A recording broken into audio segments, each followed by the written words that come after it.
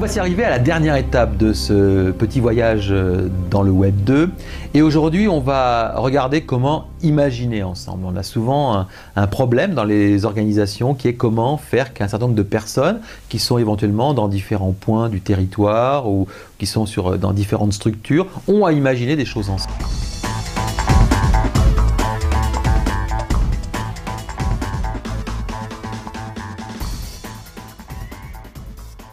Alors on va voir deux services qui ne sont pas forcément à utiliser au même moment.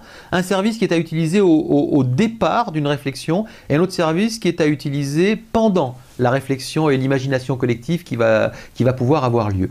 L'outil de départ, c'est ce qu'on appelle un outil de carte heuristique. Les cartes heuristiques, c'est le mind mapping, hein, la possibilité que nous avons de fabriquer des cartes sur lesquelles on va représenter différentes idées sous la forme d'étoiles et d'arborescences. Et donc, le gros intérêt qui arrive avec le Web 2 par rapport à ce qu'on a connu maintenant, puisque les cartes heuristiques existent depuis très longtemps, c'est que les cartes heuristiques, c'était un outil individuel. Donc on créait sa petite carte heuristique, on l'organisait et puis après, on l'a publiée. Là, au travers d'un service comme MindMeister, qui est un service donc de cartes heuristiques en ligne collectif, on va pouvoir inviter des gens à venir nourrir cette carte heuristique. Et on va pouvoir la nourrir de deux façons, soit en temps réel, parce qu'on va avoir une réunion de brainstorming, éventuellement d'ailleurs en utilisant un service comme Skype que nous avons déjà vu dans les mois précédents, qui va permettre de faire une audio réunion, qui va nous permettre de discuter et au fur et à mesure on viendra porter sur MindMeister les différentes idées, les différentes pistes qui vont pouvoir être retenues et qui fera ainsi la synthèse créative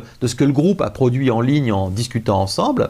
Ou éventuellement ça va être en asynchrone, c'est-à-dire qu'on va pouvoir, dans la semaine qui suit par exemple l'élaboration de cette carte heuristique, venir la compléter, mettre éventuellement des adresses web qui peuvent être utiles, venir mettre des idées complémentaires parce qu'on y a réfléchi, tout le monde ne fonctionne pas forcément à chaud, il y a des gens qui fonctionnent un petit peu à froid et qui vont pouvoir mettre autre chose. Donc, la carte heuristique et la carte heuristique collective, c'est un fantastique moyen de trouver un consensus autour de choses simples, puisque généralement ce sont des mots, des phrases courtes, donc des choses relativement dépouillées. On ne fait pas dans le littéraire, on fait dans l'efficace. Et ainsi, on aura une carte de l'imaginaire collectif et partagé du groupe. Ça, c'est pour la première étape.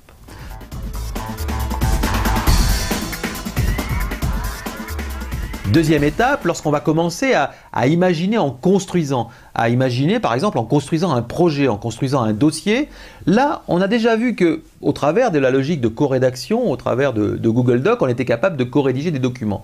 Là il s'agira de co-rédiger des choses plus sophistiquées, plus complètes, de co-rédiger des sites. Et là, on va aller plutôt vers des outils de type wiki. Et le type d'outil que je vous recommande, c'est un service, une fois de plus, de Google, qui s'appelle Google Site, qui va permettre de fabriquer un wiki de toutes pièces en équipe. Et donc ainsi, on va pouvoir créer différentes pages, on va pouvoir, sur ces pages-là, co-rédiger ensemble un certain nombre d'informations, et on va à la fin avoir le site qui va être la somme créative de tout le travail qui a été fait par l'équipe. Donc on amorce une réflexion par la carte heuristique, on la complète par un wiki de co-construction dans lequel bien entendu on pourra mettre de l'écrit, de la vidéo, de l'audio comme toujours avec le Web 2, les formats riches sont toujours les bienvenus et sont toujours à utiliser. Et à la fin, on aura réellement la synthèse en ligne de tout le travail qui a été fait. Ce wiki, bien sûr, dans un premier temps, pouvant être un wiki totalement privé, seulement pour les membres qui réfléchissent. Et à la fin, lorsqu'il est bien terminé, lorsqu'il a été totalement bien travaillé, va pouvoir à ce moment-là être diffusé de manière plus large, voire de manière publique. On pourra changer donc les droits d'accès à ce wiki.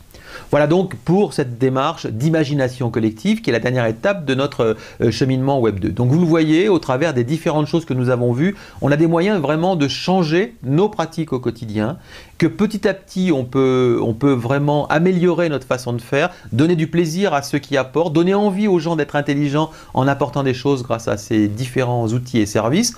On en a vu une petite dizaine, sachez qu'il en existe à peu près 20 000, donc il n'en reste plus beaucoup si vous voulez continuer votre démarche dans les mois qui viennent. À très bientôt, au revoir.